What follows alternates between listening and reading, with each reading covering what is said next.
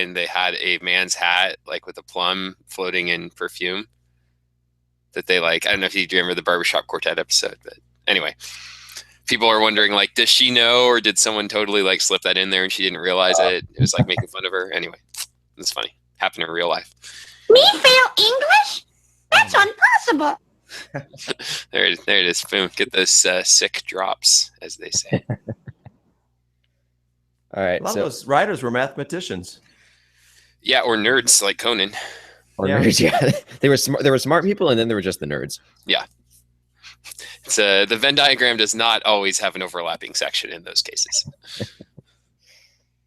Yeah, I'm always looking in the episodes now. They always have these little hidden formulas or references, going on Euclid or something, but I hardly ever see them. I guess they go by too quick.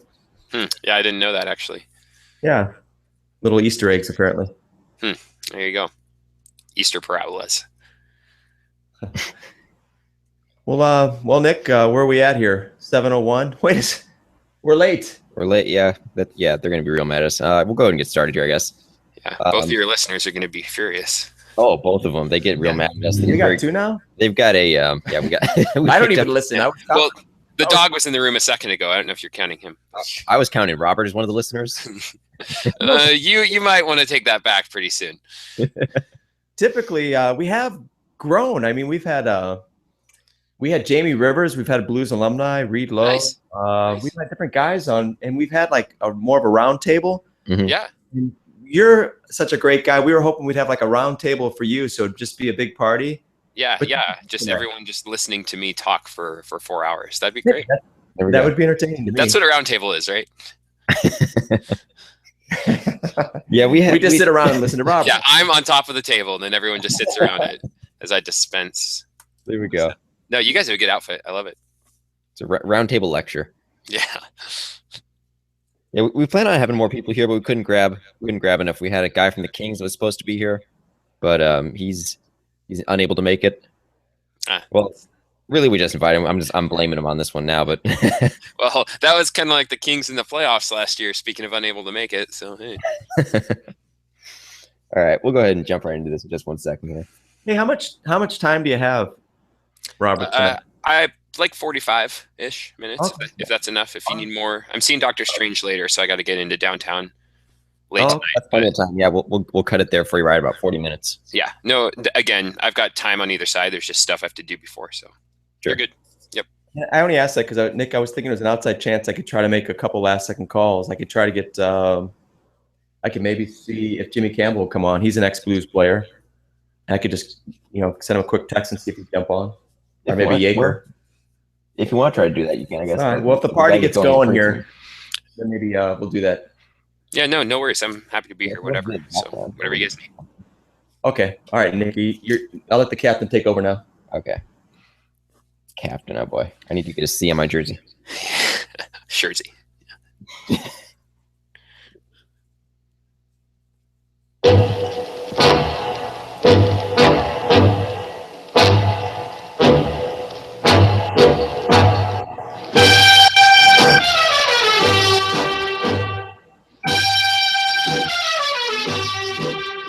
You're listening to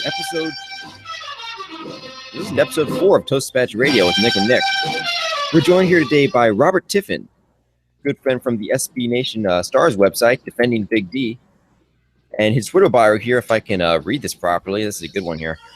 He's the canakerous captain of the Crobley Sound Bucket Dumpers. I write about hockey on your personal internet. Robert, maybe you can decipher that for us a little bit. That all went way over my head. Yeah, no, it's very confusing. It actually used to say irascible captain, but then I realized that irascible sounded much, much meaner than I meant. So I figured cantankerous had a more lovable grumpiness about it. So that's what I went with. I remember that. I think the rest of it's very self-explanatory, but yeah. Crobley Sound Bucket Dumpers are they were a fake hockey team that was made up in some piece we did on the website a while back. As far as a fake sounding minor league hockey team, that was as good as any that we could come up with. So I think the Hanson brothers played that. Yeah, I'm pretty sure they did. They played there in the independent circles for a little while when they made a comeback late in their careers. I could totally buy that being a minor league hockey team somewhere. They're sponsored by like the local shrimp bucket or something place. Yeah, the local Biscuits and Poutine Outlet or whatever they have. Emporium. I don't know. They probably have emporiums up there. I'm sure they do. All right, enough of the chit chat. Let's get to the beating. Right to the beating. All right. Okay, so Didn't we just play in Dallas? Or are we showing highlights from last night? I wish we Those were, are called lowlights. but there's no highlights to show. Right. There really isn't on our end. So this is the Wallow and Self-Pity Edition episode. Blues are doing horrible. We've not been liking the play of late. The Stars, their last game was good. I got to hand you that. You did a good last game. Up until then, though, you guys have been riddled with some injuries. Yeah, more like Tom riddled with injuries, if you really want to get technical. That's a Harry Potter reference. I'm going to cite all of my references by explaining them. I've heard that's how humor works. Yeah, it's been bad. And I think now we're 4-4-2, and y'all are 5-4-2. So as bad as last night was, you can at least take solace, and you still are a step ahead of us. I believe it was up to like, correct me if I'm wrong here, but it was out of all your top 9 forwards, you only had 2 guys left that were healthy, right? Yeah, we had one. Jason Spezza missed a game or 2, and we had a point where we had an entire top 6 on the shelf that could probably compete with just about any team in the league and that's not even counting Valeri Nichushkin, who left for the KHL this season. Man, it still sounds weird to say that out loud. But yeah, Jason Spezza, Patrick Sharp, Matthias Janmark, Cody Eakin. I mean, the list goes on, but just some of those names. I mean, I can't even remember how many goals we had on the shelf. It was something ridiculous. And then Jamie Benn, of course, had off-season surgery, and Tyler Seguin fractured heel bone in the World Cup of Hockey, so he was coming off that as well. Alish Hemsky is another one of my personal favorite players. We just found out he's out for the season, having another hip injury that he also sustained at the World Cup. So yeah, it's not been the best start to the season for Dallas. Is there any chance that they've been like half the team is dating Tanya Harding or something? Is there any connection here possible? I think that I think Seguin might be the only one who would go for maybe an older woman like that. Most of them tend to either be locked down or be married happily already, like Sharp and Spezza. So yeah, I can't speak to the Tanya Hardings of the world having any effect on that right now, but it's a theory. It's plausible. Robert just got in a time machine to go back on that one. He's like, Tanya, who the hell? Harding? Like Nancy Kerrigan, Brian Boitano. Let me just go down my inventory of ice skaters. Scott Hamilton. Wait, no, that's Darren Pang. Same person. Okay. In a couple of minutes, you'd have like a pipe in your hand with smoke coming out with a mustache. It's like 1922. I remember. Yeah, that's right. Yeah, so Betts, I mean, he's got some bad history with injuries. So last year in the playoffs, of course, he was injured during the second round against the Blues. Or he was injured, I mean to say, in the Minnesota series, and he was unavailable. Seguin, Seguin was, he came back, I think Seguin did for 1 game against Minnesota, but what the issue he was having was still, well, apparently he had his Achilles tendon cut partially, so he tried to come back from that, and then apparently he injured his calf in warm-ups in Minnesota in that 1 game, so then he was out for the entire rest of the playoffs after that, including the series against you all that went to Game 7, and was really thrilling until that first period of Game 7 when it stopped being thrilling. You know what, Nick? That sounds like a nice segue. Let's go back to last year. Let's forget about. Yeah, I thought you might appreciate that. Yeah, let's just work our way back, Nick. Let's take the lead here, and let's just do a quick 3-minute review of the playoffs last year. Oh, that was. We like to call this segment "Remembering Happier Times." Let's see. Last year was a good year. We beat the Blackhawks. That was fun. Always fun to do that, and I'm sure a lot of teams appreciated that. Next up was the Stars, and my favorite moment from that series, which I'm sure was actually Robert's least favorite moment, was when Ryan Reeves, I think, beat up Derek McKenzie in a fight, and then blew a kiss to the Stars bench. That goes down as one of my top playoff moments for me. Yeah, that's not at the top of my list necessarily, but I think, to be perfectly honest, though, I think the thing about that incident that bugged me more were the fans in Dallas that said that, we can't let him get away with that or something, because whatever Reeves is going to do his Reeves thing. Steve Ott back in the day does it. Well, you guys know all about Steve Ott, personally, unfortunately. And players like that, I mean, you can't, who cares, right? But fans get their blood boiling, and playoff series is intense, so. Yeah, that moment was it was something. Some ink was spilled on it in some of the press, but most of the people who were a little bit more seasoned when it came to those sorts of events in Dallas were we're able to look past that to the other huge underlying issues with the Stars in that series. Just give me a quick, from a fan's perspective and really a writer's perspective. So you're looking at your goaltending, and was the writing on the wall at the very beginning for you, and you wanted to have happy thoughts, but you knew what was coming? Yeah, I mean, the last season was interesting because Antti Niemi was signed in the offseason. He was actually traded for. He was a pending free agent, but Jim Nill traded for him his rights for a 7th-round pick, and then signed him to a 3-year extension. Kind of as a, hey, Kari Lehtinen appears to be permanently broken, but he signed for another couple years, so let's get in another number 1 goaltender who can quote unquote push him, or however you want to describe 1A, 1B setups, or more like 2A and 2B for a lot of the season, frankly. But going to the playoffs, Antti Niemi had a great first 40 games of the season or so. Stars had been, you probably remember, they were on top of the division and the conference for a while early, and Niemi was kind of the reason for that. But then Kari Lehtinen kind of came in, and he was the more stable goaltender down the stretch, while Niemi fell apart in the late winter and early spring. So by the time playoffs rolled around, Lehtinen was kind of the de facto number 1 at that point. And in the series against Minnesota, who the Stars really should have pasted, Niemi came in a couple of times, but never did anything to show that he had gotten his act back together. So going to the St. Louis series, Kari Lehtinen had given up a whole bushel of goals to a Minnesota team that I think was missing Parise and some other people too. So we weren't exactly confident going into that series, but Lehtinen was kind of the best we had. And of course, you probably remember Game 6 too, where you guys were all over the Stars, and Lehtinen kind of bailed him out in Game 6 to force Game 7. So there's sort of this hope of, well, we know he's sort of playing over his head, but one more game and maybe it's the Stars, so maybe they'll score 10 goals and win 10-9. Who knows? But unfortunately, only one team scored a lot of goals in Game 7. Yeah, it was almost like a Dr. Jekyll and Mr. Hyde kind of thing with Lehtinen in there, because like we had seen him be really, really good in that series, and then in Game 7 we saw him be really, really bad in that series. Yeah, that first period alone, that was a sinker right there. You guys, for that was one of my favorite moments, of course. But what do we got now? So after that, of course, there was the Sharks, and as our guest, we've Joe run out of Cuevas. time to talk about the Sharks series. And that'll wrap it up for this podcast. Nothing happened after the Stars series. No, this segment. This segment, yeah. Looking back at happier times. That's true. That was the happy segment.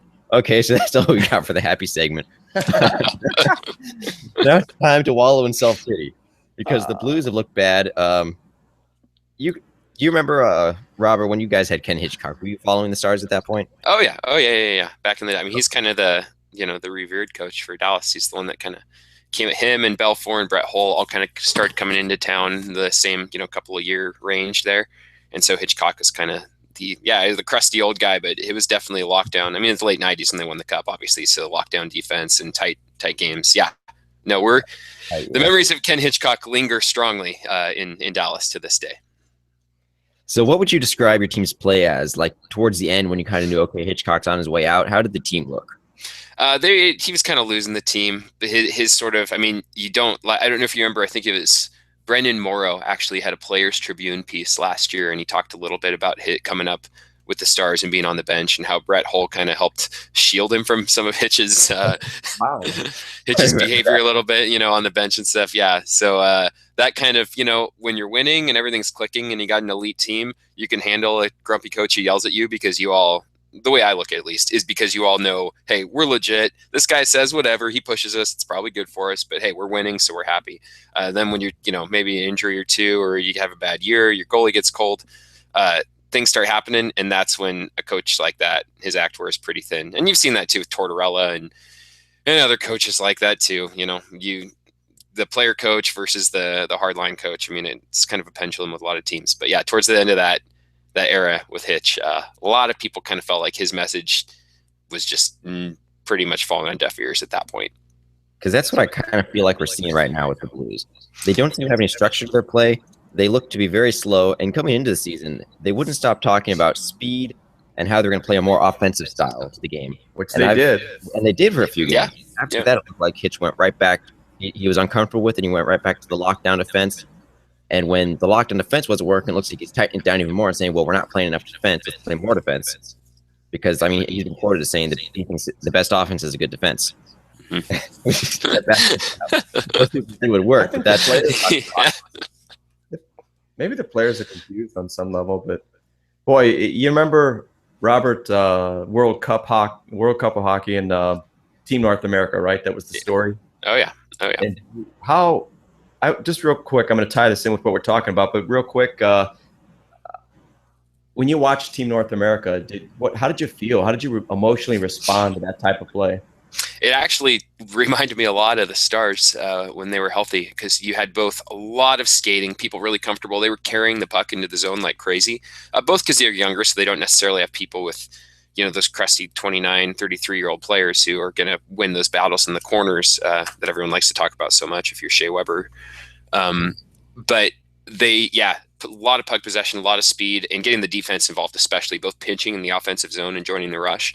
That reminded me a lot of the Stars, people like Klingberg and Alex Goligoski, and even Jason Demers a lot would do that. So to see Team North America kind of doing the same thing, except with more talent with some of their players, like Seth Jones, I think they had Aaron Ekblad, others like that. I mean, they definitely can play that same style because they have that same speed, they have that same scoring ability. So it made me really want that style to win out. But then I think, didn't they lose to Russia or something like that? Like kind of a They did, yeah. They kind of got ripped off on the system as far as points go.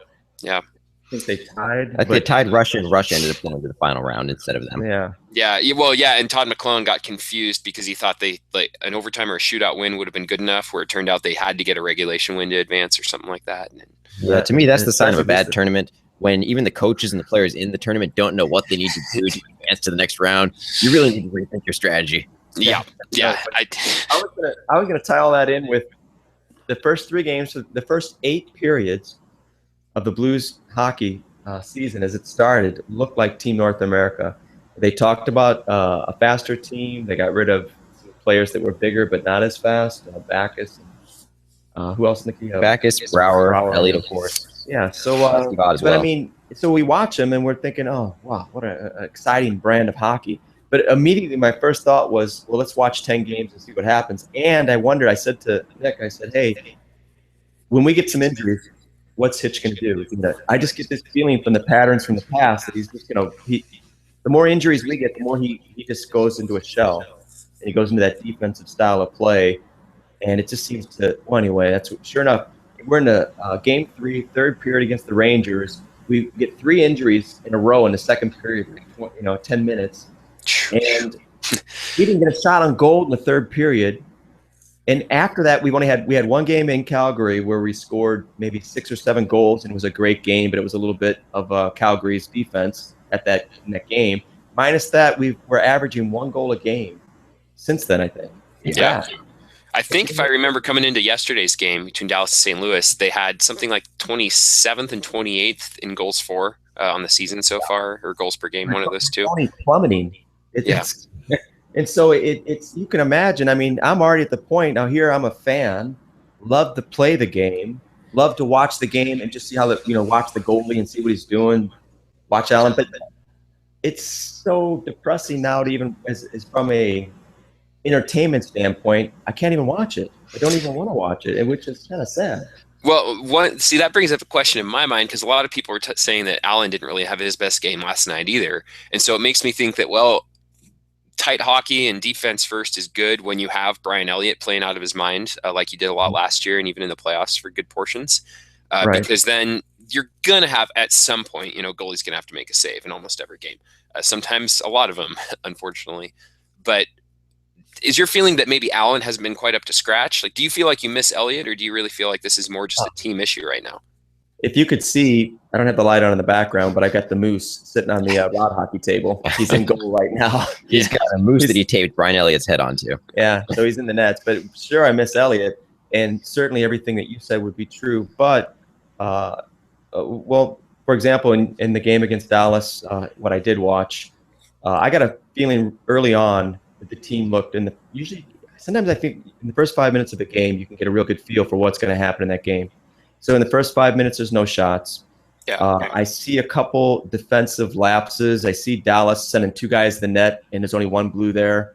And I got the sense really quickly, and this is just it wasn't something I felt like, oh, I know for sure this is the case. But I looked at Allen, I just felt like Allen was looking for players, kind of like, hey, what's going on? Nobody wants to play this game. Am I going to be by myself? I felt like he just had a little bit of like he knew he was being abandoned. And sure enough, I mean, the quality shots they just weren't from the right spots, for the team to be letting go. Yeah, they were having a hard time transitioning the puck the other way. That's one thing I really noticed. Not, shot totals are great, shot attempt totals are great, but it seemed like overall Dallas was really able to transition the puck up the ice a lot, both from their defense on up. And that's one thing that actually been really hard for the Stars for a lot of the season was kind of getting the puck out of their end and going through the neutral zone with possession in the other zone. And that was happening a lot for Dallas last night, and it really showed with what Allen had to do. Yeah, and that's the problem right now that we see in part with the team right off the bat is that when they go into the defensive shell, the puck, it's almost like the Blues are playing uphill. They're playing up ice, and the other team is coming downhill. A big thing we saw in that game, early on in the season, the Blues were sending forwards in 2 at a time, and they were just hounding the puck. You weren't coming. The other team wasn't even coming out of the zone without somebody there.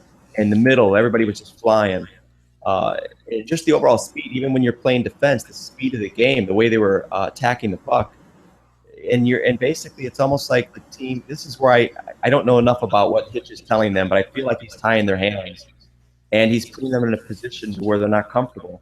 In other words, you can't play a game of speed if you're whatever defensive system he's giving them. I just think it ties their hands, and I hate it. Definitely. I mean, the one place I remember seeing that very starkly was Tarasenko. I mean, it was very uncharacteristic to not see that line. I mean, and maybe again, you're missing Brouwer, and I mean, Backes wasn't playing on the line last year. Backes had a great free agent year, but I think y'all did the right thing letting him walk. But yeah, that wasn't the lethal St. Louis that we saw in the playoffs so much last year. That was definitely a team that was trying to find itself again, which is weird considering that outside of Backes and Brouwer, y'all really didn't seem to lose. I mean, you didn't end up losing Shattenkirk when that was all the rumbling. So it's kind of, I'm a little bit puzzled why that's all happening. If they're trying to transition it to Mike Yeo for next season or something, and they're trying to kind of get out of the Hitch only style, and that's confusing people more than it's helping them. I mean, it was odd to see. Is the conspiracy theorist in all of us, I'll just say that I just have a feeling that possibly the team is saying, hey, in the locker room by themselves, are saying, look, let's tank it for 10 games and let's see if we can get rid of Hitch and get this over. I just wonder if there isn't. I really don't want to believe that, but I just wonder if they couldn't be just simply saying, well, yeah, if we tank it for 10 games and stay in the hunt or just outside the hunt and get rid of Hitch, then we can let Yeo push us into more of an offensive team. I don't know. And to add to that conspiracy theory, we had at Tyler Opinion on Twitter. He tweeted us some evidence of Hitchcock. Oh, that a quote from him right here. It's damning evidence. It says, "I am a communist leader looking to use hockey as a stepping stone to overthrow the U.S. government once I retire." And it's true because at the bottom it says dash Ken Hitchcock, so Hitchcock said it. That's true. Yeah, no, they couldn't put it if it weren't true. So, thanks for bringing that to our attention, Tyler Opinion, and we will definitely take the necessary steps to rectify this. And you the people, you're the ones that have the real power. So thank goodness you still have that ability. Yeah, it's good. So we've got the. Have you heard about the Winter Classic jerseys? Those have been leaked. Yeah, I just saw them really briefly, but I don't know what you all think. My opinion doesn't matter as much, being not so much from your side of things. But I don't know. I'm kind of a fan. Yeah, we're all biased towards them. I'm sure. What's your thoughts on them as an outsider? I like. I kind of like them. I mean, it's a little powdery, a little bit 70-ish. Reminds me almost like some satin uniforms or something. They have kind of that like soft allure to them. But yeah, I wouldn't buy one. I've spent too much money on hockey jerseys lately. But yeah, they kind of, I don't know. My thought with jerseys always are, did they accomplish what they're trying to do? And you look at something like the Winnipeg uniforms, and they're just a little bit too messy, too busy. But yeah, I think especially you guys, when you kind of went back to basics a little bit, about 2 years ago, I think 3 years, when you got rid of some of the darker blue and went back to, making yellow pretty primary. I think that, and this kind of just continues that. The good contrast elements in the Blues logo and jerseys are really present in these uniforms, but they're still unique. So that's always the tough thing to do with these events, is not making something that's just so old timey that it's corny, but also making something that stands out as, oh yeah, that's a classic quote unquote jersey. And yeah, right. I think they did that. Right. And I appreciate him going with the more classic jersey and the cleaner one before they went too busy, because I've seen those remember if you did the Stadium Series a couple years back, they had those logos that the jerseys were all chrome and they were embossed logos. Yeah. Those are ugly. Those are bad. Oh man, I still, when you see one of those around the rink or something, a fan wearing one of those, it jumps out at you as some sort of weird. You kind of want to walk on the side of the head and say, "What made you buy that?" Yeah. Yeah, someone accidentally spilled a bunch of glitter all over your jersey. Hey Nick, I know we're all over the place here, but I'm gonna shift gears again. I told Nick Jr. that we would like to hear a little more about Robert Tiffin, the man. So the man, the myth, the legend. Right. So how did you become an SB Nation writer, and what do you think about SB Nation from 3 years ago as a company? A place to go on the internet to get sports information, to read, for some entertainment, knowledge or whatever. So 5 years ago versus today, and what you see 5 years down the road, and how are you a part of all that? Yeah, that's an interesting question. Defending Big D was started in, I think, for the around 2009, that season for hockey. Some writers, like, I don't know if you follow James Myrtle at all. He writes for the Globe and Mail up in Canada, but he started with SB Nation. He's actually the one who came up with the name Defending Big D. A little piece of trivia for you. But I got involved. I'd read it for a long time. Mark Stepneski, who's one of the Dallas Stars beat writers, used to have a separate site of his own called Andrew's Dallas Stars page. That he just another blog with a forum in there too. So kind of the Stars community, as I had been following it and reading about it. After a few years following it in 2013-14, after that season, I said, you know what? I'd enjoy writing, but I watched the games anyway. I loved talking about them. At the time, I lived in California, so there weren't a lot of other Dallas Stars fans around. So that was kind of the place to talk about them online. SB Nation, one of its biggest assets as a sports network has always been its comment sections. In my opinion, a lot of people engage and communicate and tend to generally do. You'll get a lot of your site. I can't say I'm that familiar with St. Louis Game Time, which I think is their St. Louis Blues affiliate site. They're all different because most of the people running them are contributors, and you might have one or two editors who are kind of running things who get paid like a certain amount. Again, I'm not one of them. I'm just a contributor, so I just write for the privilege of writing because I'm going to watch the games and talk about them anyway. So I may as well do it in a way that other people can read and tell me how stupid I am. So I started doing that this is my third year doing it. I think summer of 2014. Applied. They just had around open call for writers submitted. I started just doing kind of the daily link stuff, and it's fun even going back and looking at some of those early things. It's pretty I'm sure you all know, if you've done any early work, whatever it is, video writing or radio or whatever, you listen to some of your early stuff, you go back and read it, you cringe a little bit, or at least I do. I go back to how did I publish that? That's We're getting worse, not better. Okay, maybe that's another back to the glory days moment for y'all. Right. Yeah. Well, for Nick's doing better all the time. He gets funnier all the time. For me, the older you get, it's like, I remember this time I was over. No, I don't remember anymore. I forgot. Yeah, I forgot it. It sounds like he actually might be draining the life force out of you if there's an inverse relationship there. I don't know. Don't know about that. It's more like Grandpa. Except don't worry, he'll forget I said that in a minute. So Grandpa Simpson, if it was like 1950.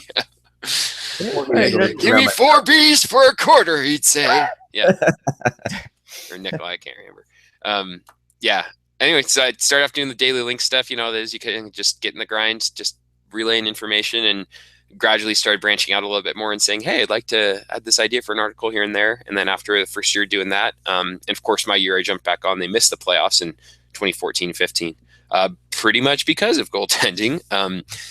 Then they finally came back next year and had a fantastic season, and that's when I started doing more feature stuff for them. And that I picked a good season because they won 50 games, so it's fun to write about games when a good percentage of them are wins and you're scoring a ton of goals. Well, we meet a lot of people from the different SB Nations. That's kind of one of our usually one of our main guests is somebody from the opposing team from SB Nation. Yeah. It seems like each city has a different relationship with the actual team. We've got Jesse Cohen from LA, and he actually, Nick, now he gets in the press box, right? And he's got a full press pass, and Cohen wasn't with SB Nation though. He did his own thing, and he runs he started his own podcast, and now he runs the official podcast for the LA Kings. Oh, I'm way off base on that one. Yeah. Yeah. a number of the guys, I was just curious. So the relationship between SB Nation and the local teams, is there one that involves free, press passes or anything like that? Oh, it's a great, actually, the Stars Media, what was it? There was an article that went up a little while ago talking about the different, it was a roundtable, I think, with like Sean McIndoe, John Buccigross, Greg Wyshynski, a lot of the hockey kind of cognoscenti, talking about, and one of the questions in that roundtable, I think Sports Illustrated did it, was asking about the media for all the different teams and which ones were really great to work with. And there was a consensus that Dallas was really, really great to its media, and is always very, very welcoming. Some of the more cynical people will say, well, sure, as a hockey town in Dallas Cowboys country, you're going to welcome any coverage you can get. But even as the team's gotten really good, that's really been the case. They're very professional. This isn't me saying, oh, I am such a great judge of all these things, but it's just what you'll hear if you talk or read anything around the league. The Stars Media and Stars PR is really welcoming. We have a couple of our editors actually are in the box most nights. Wow. And we had last year, actually, we did a podcast with their video coach, Kelly Forbes, who was very gracious and got on and told us a little bit about coaches' challenges and how that worked and everything. So no, they're really great about working with us, and kind of, they understand the relationship, and they've always been very, very, very, very generous in their time, and, making sure that we're able to cover the team as well as we can. Yeah, and I want to give a quick shout out to your guys' marketing and your PR team in there for the in-stadium entertainment and all that, because I think you guys have got one of the best ones of those around the league. The stuff they put up in the Jumbotron's hilarious, the in-game stuff. Yeah. And I saw, I think, a photo today. They had T-shirts they're selling in the team store of like Ben Sagan for president and things like that. Vote Ben and Sagan 2016. So that's some of the best in-game entertainment stuff in the NHL, I think. Yeah. There are two Jasons. I'm going to forget. One of them is Jason Walsh, but the other one is Jason. I can't remember the other Jason. I should know this. Sorry, Jason. But they run a lot of that in-game stuff, and they have another guy, Michael Gruber, who does a lot of the kind of the drops and everything like you guys have as well. So a lot of the tunes and everything you'll hear in the arena. They have one of the, and you'll see them too. I think even last night playing you all, they had a top 5 blues of all time or something, and 4 of them were just different shades of blue, like periwinkle or whatever. And then people were arguing that periwinkle isn't blue or something. So yeah, exactly like that. So yeah, no, they're really, there's some teams where you just feel like they're kind of, and I think stereotypically maybe some of the Canadian teams feel like, hey, we've been doing our thing for so long. We have all this history. So media should feel grateful that they even get to cover us at all. And, if you're in a market where there's a lot of demand to get in the press box, from all over the place, like in Toronto, for instance, I could understand how you would have that perspective. But yeah, Dallas has always been, even times where it's been crazy, and even in the playoffs last year, they've always been really, really good and professional about all those aspects. Mm-hmm. Do you hate Chicago? The city or the team or its fans? Oh, the city. No, I mean, let's see. Well, I've enjoyed being in the city personally. I can't stand. Yeah, I mostly hate the team and its fans, actually. Yeah, I would say how they handled the whole Patrick Kane thing too. That we've got a surprise for you. I can't say it was just for you, but no, it was just for Robert. I feel like you might have stepped me up, and now you're going to have like Stan Bowman on or something. But yeah, here's Patrick Kane himself. Oh boy, okay. Childhood sweetheart from kindergarten. Okay, well, let's see. Hey Nick, what do we got for him? Okay, so we've actually got kind of a big announcement here for everybody. Actually, is we have been working on a game for a little while now, a web game and a game for Android phones called Black Hawk Down. So the thinking behind this game is the first to be Die Blackhawks Die. Okay. Oh, the Blackhawks. Yes. Yeah. Sorry, I speak German. That's my first language. So, references coming from all over the place tonight. Yeah. Anyway, so Black Hawk Down is a game where it's a first-person shooter, and you are outside the St. Louis Arch, and you're defending it from invading hordes of zombie Blackhawk fans. That fall from the sky. That fall from the sky. Yes. It's a very nonsensical game. I think it makes perfect sense, actually. So we were hoping, if you can. Do you have an Android phone? I do. Yeah. Do you? Is it like one of them app things? You're probably pretty. I bet you're pretty quick at this. What would you have? You can find it on the Google Play Store if you search Black Hawk Down. Go under apps. You might have to click more, and you'll scroll down and download that. Or there's a link. We can go to a commercial break. Or there's a link actually in the chat I just posted there you should be able to go to that. Okay, let me check that out. And you want me to play this and get a high score, or what's Play going this on? and beat our high scores and give us your opinion or give us your thoughts in the game because it's in its early stages right now, and we're trying to garner some feedback and put this all together. And Okay. we think it's a fun game though. Yeah, it's even last year, and I think we play the Hawks tomorrow or Sunday.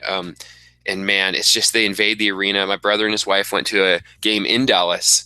They flew out there actually because they don't live there, but they flew out there to go to a game against the Blackhawks, and they said it was 60% Blackhawks fans. You know, it was during the week or something. But again, this is during the season when Dallas is doing well. They had a ton of sellouts most of the season. They've got a really good fan base, but you all know very well the phenomenon of Blackhawks fans and what that's like. And yeah, it is very it rankles. Yeah.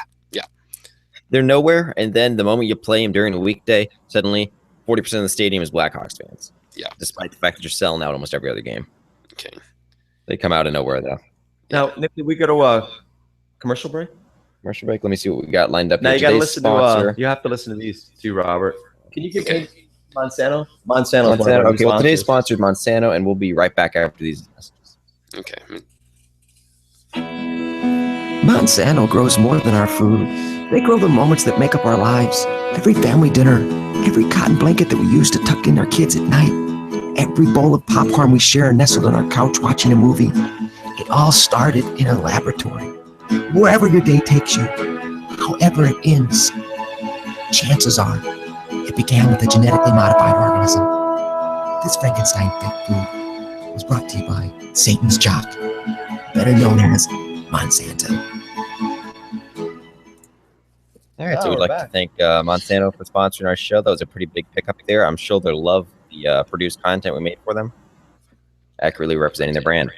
Well, it's enticing, I'll tell you that. I'm already ordering 5 pallets of What's It from their website right now. So,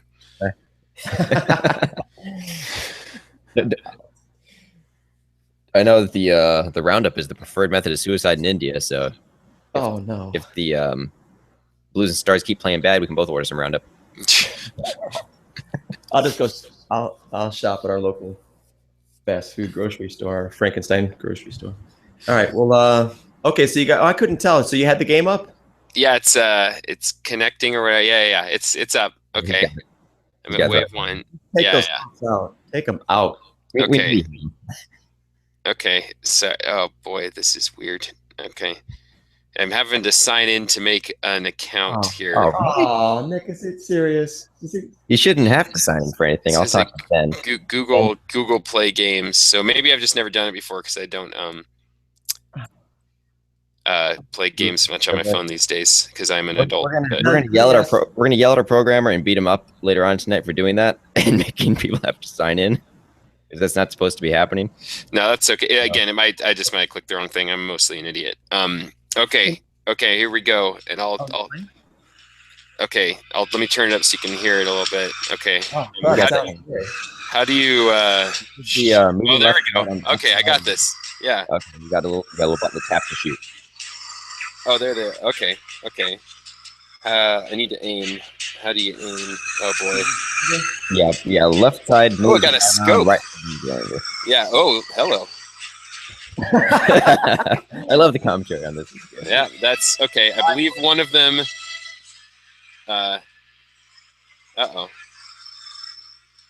They attack you in the arch. How do you? Okay, my score was 0. Is that good? Okay, I am number 1 on the all-time survival leaderboard. I'm thinking it's not connected to the stuff though. Okay. Let me give this one more shot. Oh, I have grenades apparently. Didn't know that. Okay. First wave is 5. The next wave is 10, and it gets quick. The waves come faster and faster. Okay. Here they go. Okay, I got one. I have officially taken out a zombie. Right. I don't know what I get for that. Is that now? I see that skyline. Is that supposed to be Chicago or what? Well, my youngest son Ben works on it the most, and he doesn't know his skylines real well. Oh. It's nobody's skyline. It should be St. Louis. Well, that's good. You don't want to. That's potential clients. You know, you can't alienate a whole city because maybe some other Blackhawks fans will want to do this. Oh, I'm okay. I'm amazing at this. Just gonna brag about it now. As a motivation to let you know, for each Hawk fan you kill there'll be one less at the Dallas game next time. Oh dear, I thought these were zombies. I'm not actually a fan of murder. I'm just gonna put that out there. I do not advocate murder. I will say I haven't quite figured, and this maybe would hamstring me, I haven't quite figured out how to turn around. I can like strafe left and right. Use the right side. Put your thumb on the right side, tap that, and drag that around. Haha. Okay, it's like dual joysticks. I'm indestructible now. It's an early version of the game, so we're still working on having Ben put it in the tutorial. Yeah, that's cool. That's cool. Oh, there's a little glowy thing on the ground. I don't That's know. a grenade pickup, yeah. Oh, good. Okay. This is good, Robert. We like the play-by-play. Yeah, got him. Okay, one of them was humping the monument there, and I took care of him. You're welcome. Better, he's in trouble. Yeah, I don't know why they do that, but zombies, right? They have no brains, so. Oh, no. Oh, we forgot to tell you. Half the zombies attack you and half go to the arch. If they go to the arch, see that, it's Chicago, right? We're trying to take out our... Oh, it's an arch, so there's probably going to be another post somewhere farther away, huh? You can that zoom would up make sense. See the whole thing. Yeah, that would make... Okay, I'm like all first-person view here. Okay. Oh, man, I like the, lock and load sounds. This reminds me a lot of, like, Doom and stuff growing up. That's what I was thinking, yeah. Yeah. I like it when they sit behind you and all of a sudden the voice gets real loud. That scares me. I'm Yeah. like, Oh, it's extremely terrifying. Okay, grenade. Did that... I'm not sure if that worked. Uh-oh, I'm being eaten. Oh, no, I have no more grenades. If you press L, game over. Okay. if you press S, you can put salt on yourself just before they get you. That's a nice little favor for them, at least. Okay, I got through 2 waves. It didn't give me a score, but it said 2 waves. So There you go. I doubled my score from last time, huh? How about that? Infinitely more, actually, since it started 0. Well, that's true. I guess I didn't get through wave 1. Yep. Infinitely improved on yourself. Yeah. Well, that's pretty good. I mean, I think that has potential, I think I would say. Well, that's okay. We're gonna just call Robert, you sound like a lettered man sometimes. Now, did you enjoy math at whatever level you took it to? I enjoyed math until I started doing proofs in geometry. I remember a very specific point where I stopped having the joy of sort of problem solving and uncoding the puzzle that was a math problem, and it became much more of a describe what's going on here with this particular set of angles, and that got a lot less fun for me, especially once I got into trig. That turned me off of it. So trig was as high as I got. All right, well, here at ToastDispatch Radio, we're going to put the fun back in math for you, all right? And okay. really was quick. It ever in there? Okay. This is going to go really quick, but Okay. Math magic, I'm going to go ahead and tell you who your 2 favorite players are, okay? Now, it has to be on the current Stars roster. It could be defense, forwards, goalie, whoever, Mm-hmm. which would probably be one of the goalies. So you pick out, or you don't even have to be your 2 favorite players, but you have to pick out somebody in the current roster, okay? And then you're going to pick out 2 of them, all right? You're going to have the first guy, your number 1, and then you're going to have your number 2, and I'm going to tell you who they are through a little math magic. Are you counting injured players, or do they need to be, like, what roster are you looking at? On the roster now. Okay, so not injured players, because again, that's a big chunk of players. The players right now. Yeah. It'll be all over. Right? Okay, I'll pick players that are not legally dead.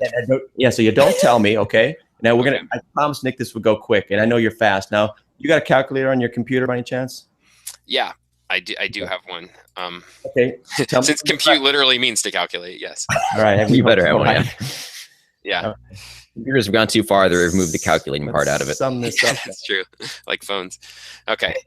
Okay, so you got that, and you're ready. Yep. Now you've got the 2 players in your head. You got the first player and the second player. Okay. Okay. Now, what I'd like you to do is I'd like you to go ahead and take the first player. Okay, and I want you to think of his number. And I know you probably know all the players' numbers. Mm-hmm. Right? And I want you to take that number, that first player, and multiply it by 2. Okay. Okay. Then I want you to add 4. Okay. I want you to multiply it by 5. Okay. I want you to add 12.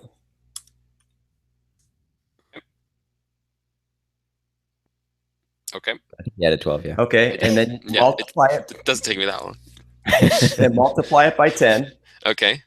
I'll be honest. So far, I don't know that a calculator is really necessary for most of these. Yeah, really. Yeah, you're probably doing good. Okay, so you multiplied it by 10. Okay, you got that. Okay, now take your second player's number, his jersey number. Okay. And add it to that number, that total. Okay. Okay. Okay. You got that? Yeah, I think.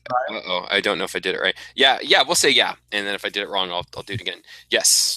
That trick won't be too. It won't be too. Wait. No, there's an undo. Perfect. Okay. Okay, so then you take that second player's number and you add it now to that total. We're good. Yes, we're good. Did that. Okay, you got that in there. Now I want you to give me the total. 648. 648? Yep. All right. So I would say, just thinking about you and knowing. Yeah. Okay. I'm noticing you're doing this with a pen, by the way. No, I just did something really quick. It was just I could have done it in my head, but for the sake of the the listeners. Right? Yeah. That's good. Got to be honest with it. You guys drinking with no clothes on. Okay, so let's see. So Target demographics, right? Obviously, however you cope with last night's game. And let me just put my Johnny Carson little turban on or something. We are Tanya Harding and Johnny Carson. We are really bad. This is all over my head. And you could have said Jack Parr, so at least you didn't do that. Oh, gosh. My Milton Berle. No. Okay, so I'm thinking. Tell the truth. I'm pretty sure that the first guy is Mr. Klingberg. You love him, right? Mm-hmm. I do. Although I will admit, I just got his jersey yesterday, so okay. that might even be on my timeline. I was thinking about, Mr. Johns. Okay. You've always enjoyed. Yeah. Yep. So I'm gonna go with those two, Klingberg and Johns. Wow, I'll be honest, that's fantastic. That is the most amazing thing I've ever seen. Yeah. All right, so you're really impressed. I'm blown away. All right, well, I'll never tell you the secret, but someday it takes it to the grave. You can Google or the grave. I'm okay. I'll just assume it's witchcraft. So great job. Burn him. I'm waving as I float away. I'm like, thank you for coming on the show. He turned me into a newt. His feet are not on the floor. What else floats when you throw it in? Okay, now stones. No. When you guys say it now, good. Into a newt. Okay, we got the long pause, right? The awkward stare. I got better. All right. Okay, hopefully you Monty Python fans got it. Don't you have to be stupid somewhere else? Not until 4. Or at least 8. Okay. Well, let's see now. Nick, where are we going next? Now, Robert, you got to get going pretty soon. We're conscious that we don't want to take up too much more of your time. But now tell us, you're getting ready to go see Dr. Strangelove? Is that it? That's a much older movie, actually. Dr. Strangelove, or How I Learned to Stop Worrying and Love the Marvel Universe. I wanted to go back as far as I could. It was the only one I could come up with. Yeah, no, it's good. I hadn't heard that. His arm. Oh, I love that scene. Yeah. Okay, he improvised like 50% of those scenes. It was incredible. Yeah, it's a pretty legendary movie. Okay, so you're going to see a different Doctor movie. Yes, I'm going to go see Sherlock Holmes plays Doctor Strange. Yeah. Doctor Strange. Okay, so not Doctor Strange Love. I went a little too far with that. Okay, so Doctor Strange, which seemed to, so give us a quick, what are your expectations of tonight's movie that we won't be seeing? But my expectations are that my friend who I'm seeing it with will explain to me who Doctor Strange is, because I'm not that familiar with the Marvel Universe. So I don't really know who Doctor Strange is. I had an old roommate in college who knew all these things and could tell me about when Nick Fury was white and when he became black and all these other things, and about how X-Men was a big thing in the civil rights era because it was like the mutants were sort of like people of color and how they were discriminated against and everything. I didn't know any of this stuff, so I kind of am, I think, close to your average Joe as far as seeing the Avengers, and I enjoy watching Wolverine get his claws out. I played the X-Men video game, in arcades where you could like choose the different characters, kind of like the original Ninja Turtles video games, the side scrollers and all that stuff that are like 4-player. So that's the extent of my Marvel Universe knowledge. Here's my opinion on Doctor Strange. Outside looking in so far, we haven't seen the movie, heard too much, but Nick has a theory. Tell him your theory, and then I'll tell him what I think this is about Doctor Strange, where they're at with this. I don't remember telling you about a theory, actually, so you're going to have to take it from here. To me that you were laughing. How strange. Yes. Yes, this is very strange. Doctor, tell me more. So, well, Nick, you told me, you said you didn't like the fact that basically they're rehashing every comic, hero they can find and putting them out. I remember now. Yeah, all I said was that I think that they're starting to run short on characters. Like, okay, we've already done the Avengers, we've done Superman, we've done Batman. Who's next? Well, there's this guy called Doctor Strange. Okay, make a movie out of him. But it's just kind of like they're running out of ideas, and so they're reaching. I think it's cool, kind of, that they reach into the old characters that they had that were all in comic books, but the names kind of show through. Like they didn't change the names, they didn't update them. They're still the names from the original comic books. So it's like back then, like Doctor Strange. That's an awesome name, man. We'll call him that. Ant-Man. Yes, exactly. That's what I'm referring to too. And so then, and now it's like Ant-Man, Doctor Strange. Man, those are lame. Here's what I was picturing along those lines. I was picturing some writer in his room who's a big comic fan, right? And he's got his barrel full of comic characters from the past. And his default storage unit, a barrel, yes. Right. This barrel, and he's been digging through them all, and he's pulling out all the different ones we've seen. I should really get a bookcase sometime. Yeah. Right. Well, I'm picturing his 2 feet sticking out of the barrel. He's all the way in, and he's digging through the bottom. He pulls out he's like, "What the hell is this?" He looks in the back, Doctor Strange. All right, let's do it. And he throws it up in the air. Doctor Strange. Well, you can't say it's not different, I guess. Yeah, I've heard. I think the only thing I've heard about the movie is that I'm no film critic, but that it's visually stunning and that it has a Marvel-ish plot. So I don't know what that means, but I feel like it's supposed to be. Just from the trailers that I've seen, it feels a lot like it's trying to be Inception. Yeah, that's true. They do have the whatever that staircase. I can't remember the name for it. Going on, don't they? With the unending staircase or whatever. Or maybe I'm just remembering how like the landscape turns and twists and all that crap. But yeah, it's gonna be amazing. Blah blah blah blah blah blah. It's a movie. Seen a movie. To be honest, I'd really just rather go back and watch Slapshot again. But hey, what can you do? Hey, I just had something. A good idea. We just got an email from Steve Hansen, and if we have him on next week, would you like to pop on and talk to him? I don't know if all 3 Hansen brothers will come on, but I know there's a pretty good chance one of them is within the next couple weeks. See, you always have to ask, because this is like the old Conan show where they would say, "Oh yeah, we have Arnold Schwarzenegger as our guest," and it turns out that while you thought it was Arnold, after some very close study, you realize it is simply a picture of Arnold with the lips cut out and someone else making the mouth move. So I think that needs to be. That would be the creative bent that this show strives for. But yeah. No, but we found it's the weirdest thing. We found that for whatever reason, people like coming on this dumb show, and people of note, like one of the Blues, they'll come on. People of the note, yes. Right. People of the note, yeah, exactly. The alumni come on, and I actually know some of those guys from some other things, from playing hockey or whatever. Ding, ding, ding, ding. He's found a way to mention it again. Nicky got it every episode. But the bottom line is that people come on the show. Oh, oh, wait, Nick, do you play hockey? Tell me about some of your hockey experience. Well, no, you want to. You shouldn't have said that. No. Just opened up, baby. I have a hunch. Yeah, I had a hunch. Well, since you asked, I wasn't going to say it, Nick. But the bottom line is, I play ice hockey. I'm a goalie, and I get to play. Oh, that explains so much. You're a goalie. Oh man, that's all you need to put in any Twitter profile or whatever. Just I play a goalie. Profile. I'm a goalie. Yep. I can psychoanalyze you all day long now. I am definitely okay. Now let's go down that road. I don't want to support this theory. So the thing is that I get to play with the Blues alumni. So I get to play with Tom Stillman. Now Bill DeWitt Jr., the owner of the Cardinals, plays, and a lot of the ex-Blues players play. I played 2 weeks ago with Jackman.